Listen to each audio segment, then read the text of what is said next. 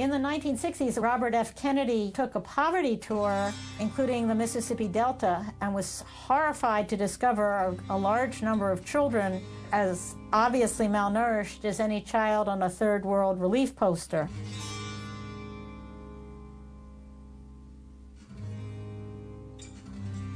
WIC is the supplemental feeding program for women, infants, and children.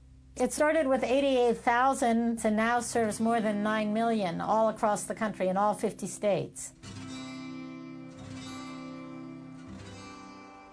We're in the middle of nowhere back here. Everybody's laid off, there's no work. The economy really sucks right now. Food prices have gone up and paychecks are staying low. There was times I would cry and I would sit there and be like, God, why is this all happening? We had nothing.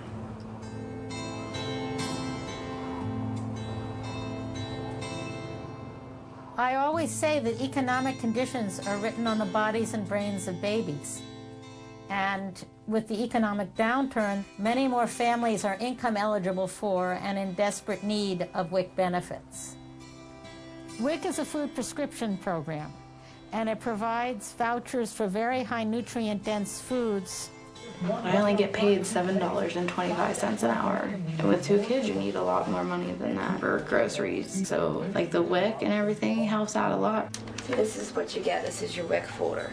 When you first have a baby, they buy formula, they buy baby food, they buy baby juice. So you get 3 checks a month. This one is valid for $6 WIC allowable fruits and vegetables. I get what's on the checks. I get juice, vegetables, milk, eggs, the main things that you need for a healthy body to grow.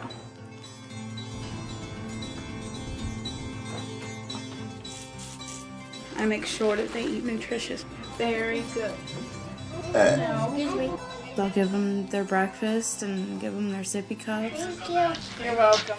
Change Rylan, and as soon as they're done eating, they come over and they lay next to me on the couch, and I don't even want to move.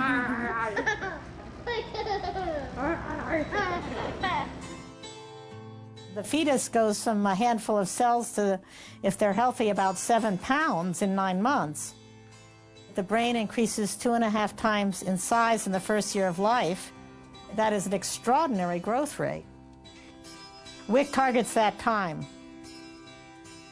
But in rural areas, the problem is actually getting to the WIC office. It sucks because they moved to Evansburg. I don't have a vehicle. I don't have $10 to get people to gas. It takes me 45 minutes away, you know? It's hard. But hey, I gotta do what I gotta do to keep my family going. Sometimes people need to step up and help whenever they see somebody really in need.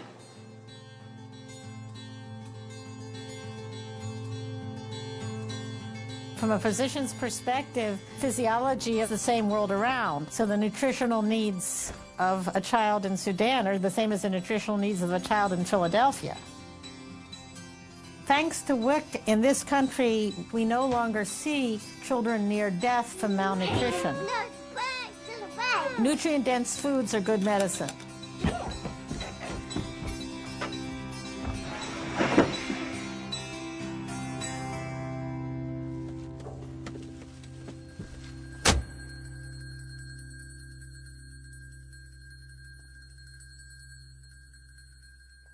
In all of my years treating children in the United States, I didn't have a single patient die from diarrhea or pneumonia.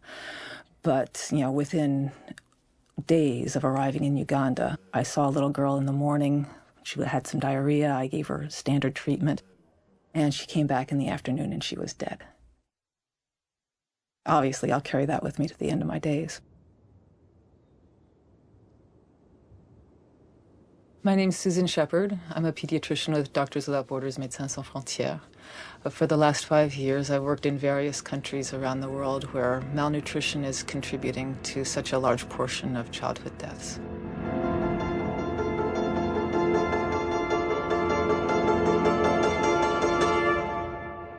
The U.S. runs a massive food aid system, churning out hundreds of thousands of tons of corn, soybean meal.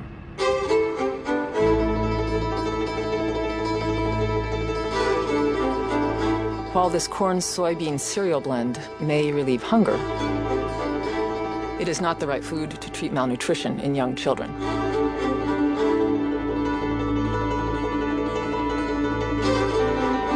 A young child, above all a malnourished child, needs high-quality foods like milk and fish to regain weight, to recover from illness, and to grow. Not only does this system deliver a substandard food, it is wildly inefficient.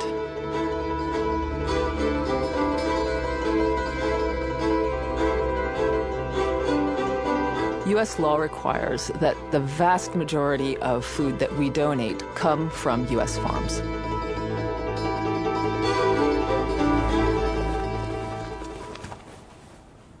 So from farm to factory to shipping container, all this corn and all these soybeans must be grown, processed, and shipped by U.S.-based companies.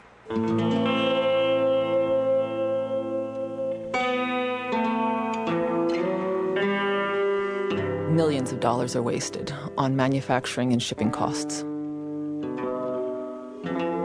when at least part of this money could be spent on better foods for malnourished and young children.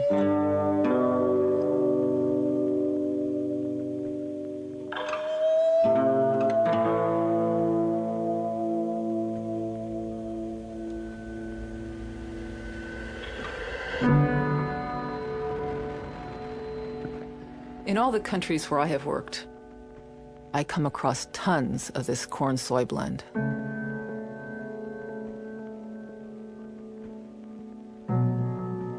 You can tell the sacks that come from the U.S.